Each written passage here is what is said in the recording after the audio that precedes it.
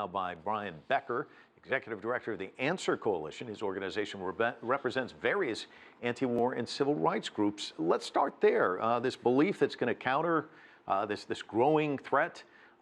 In some ways, some would argue that it actually could accelerate an arms race, in a sense, in the region.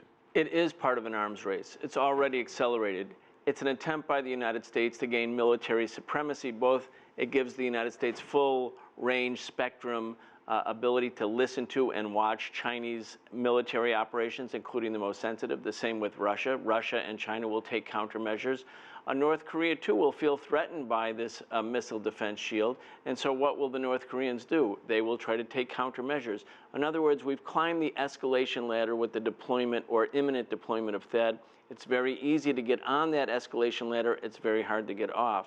The Korean people, in fact, most of them, a growing number, I think now the majority, don't want it. They don't see it as part of their security. In fact, it makes them feel that they've become pawns in a geostrategic chessboard whereby the United States and possibly China and Russia will be perhaps having a confrontation that puts them at the epicenter. They don't want it. That's the growing mood in South Korea right now. And China's been very outspoken. Its six-party talks is the only thing that can actually reduce this.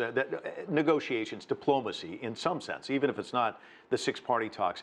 This is not likely to produce that. It's also likely to perhaps move that off the table as well. Yes, we're going in the opposite direction. Why did the DPRK pull out of the Nuclear Non-Proliferation Treaty and resume its nuclear program in the early 2000s? Because the DPRK felt threatened by George W. Bush, who proclaimed DPRK was part of the axis of evil along with Iran and Iraq. And then the United States proceeded to invade Iraq. So North Korea said, well, we're leaving the Nuclear Non-Proliferation Treaty. We're going to have nuclear weapons. What's the way back? The way back is for the United States to reach back to the DPRK, talk about normalization of relations, talk about the possibility of a peace treaty. The Korean War needs to end. Most wars have a beginning and an end. This war just goes on and on. It needs to come to an end. If the United States, if the Trump administration takes that kind of initiative, as Clinton did in his last year, I believe the DPRK will reciprocate. They want better relations with the U.S. It's interesting, in 2014, Chinese President Xi made a major address at a university there in Seoul.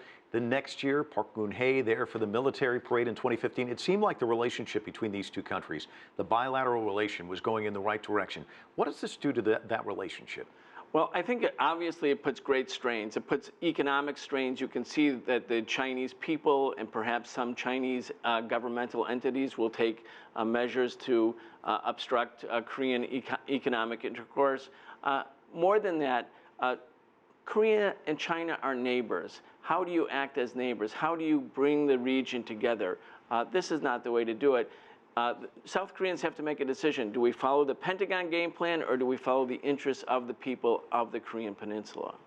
South Koreans not happy about this. You've made that very clear. Russia and China also. I don't hear a lot of people in the United States talking about this. There seems to be an absence of even knowledge that this is going on. Does that concern you? It concerns me, but it's starting to change. In fact, in the next weeks and the next few months, there will be a major campaign in all of the cities of the United States and in all of the universities in the spring and this coming fall, showing greater and greater opposition by people in the United States, people who have level heads against the deployment of THAAD. This is going to be a new development. It hasn't happened yet. The mainstream media hasn't talked about it, but people in the grassroots in the United States at the college level and people who care about U.S. foreign policy, they're starting to pay attention and they're starting to say, let's not do this. We've got about 20 seconds. If you're getting pressure from over there and pressure within the United States, can it make a difference? I think so. I think we know that these are matters of policy. It's not inevitable that deployment must take place with that. It's not inevitable that there must be growing confrontation. Level heads need to prevail here. What people do in the United States, what people do in Asia will make the difference. If we leave it to the Pentagon generals and the intelligence community, it'll go one direction. The people have to speak up. Brian Becker, always a pleasure having you on the broadcast. Thank you. Thanks so much.